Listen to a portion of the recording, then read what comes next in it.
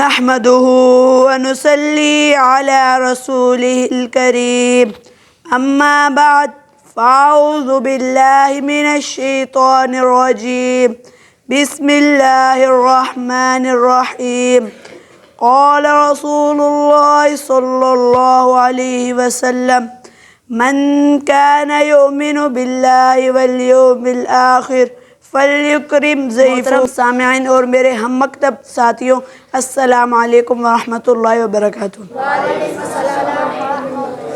آج میں جس موضوع پر لب کشائی کرنا چاہتا ہوں وہ ہے مہمان کا اکرام۔ ہمارے پیارے نبی حضرت محمد صلی اللہ علیہ وسلم کی مبارک سنت ہے۔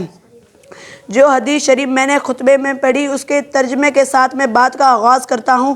من کان یؤمن باللہ والیوم الآخر فلیکرم ضیفہ۔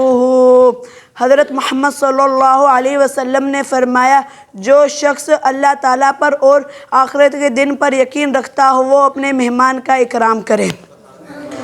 اور اس حدیث شریف میں مہمان کا اکرام اور اس کی خدمت کی ترغیب دی گئی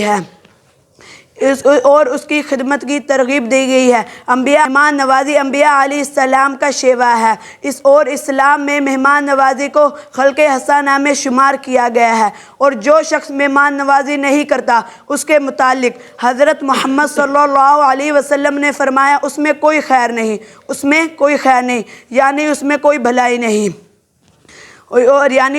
بھلائی نہیں، اور ہمیں اپنے مہمان کا خاص خیال کرنا چاہیے، اس کے کھانے اور پینے اور اس کا آرام کا خاص خیال کرنا چاہیے۔